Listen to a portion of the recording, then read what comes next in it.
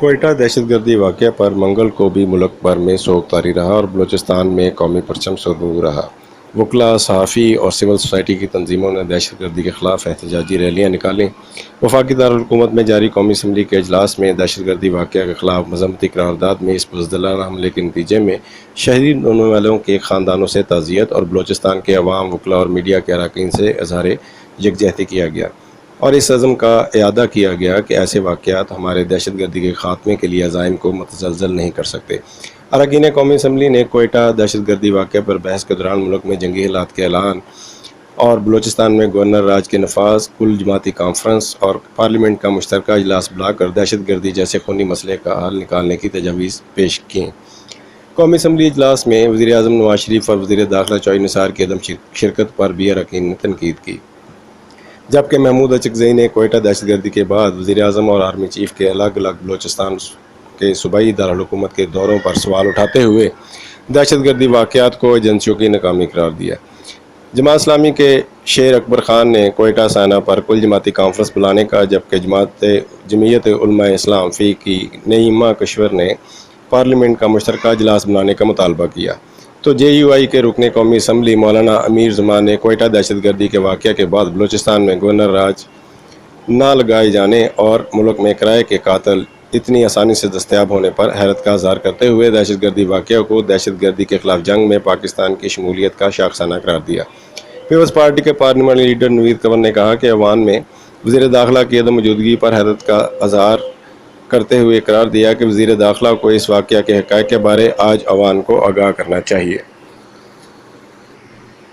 कोयटा दहशतगर्दी वाक़े पर बहस में हिस्सा लेते हुए पीपल्स पार्टी के रुकने कौमी असम्बली अब्दुल बचानी ने कहा कि वज़ीर दाखिला चौधरी निसार कल तमाम दिन बिलू एरिया घूमते रहे। कौमी असम्बली के इजलास में शिरकत होने की ज़हमत भी वज़ीर दाखिला ने नहीं की। जब ऐसे वक्त वज़ीर दाखिला हों तो फिर दहशतगर्दी को कैसे रोका जाए। अब्दुल बचानी ने कहा कि सिर्फ ये कहना काफ़ी नहीं कि कोयटा दहशतगर्दी से CPAC पर हमला है। मालूम किया जाए कि ये किसकी नाकामी है।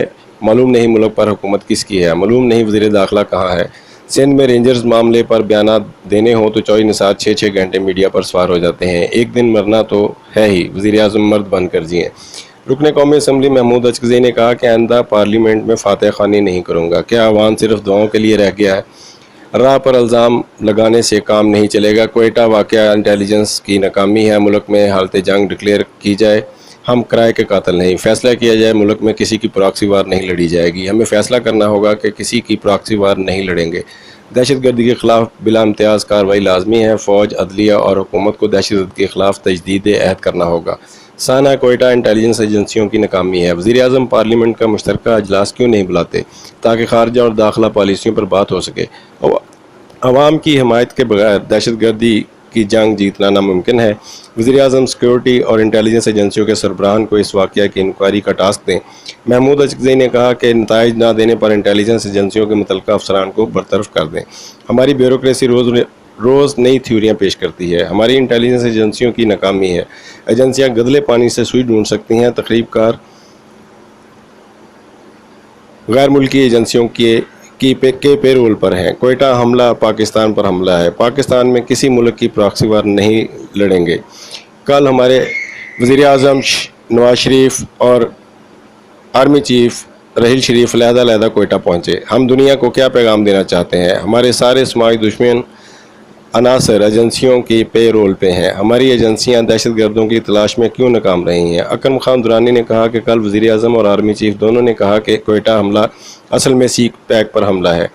कई दफ़ा वज़ीर-ए-आज़म को फ्रंट सीट पर बिठाकर आर्मी चीफ ने ड्राइविंग की। आर्मी चीफ और वज़ीर-ए-आज़म में कोई इख्तलाफ नहीं।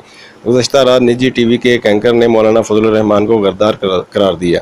अवाम के मुंतखब नुमाइंदों पर ख़तरनाक इल्ज़ाम का नोटिस लिया जाए। कौमी असम्बली इजलास के सोगवार माहौल में MQM की रुकने असम्बली फौजिया हमीद का तख़ीर से अवान में आमद और स्पीकर कौमी असम्बली से मकालमा दबीज़ सोगवारियत को कुछ लम्हे कम करने का बाइस रहा।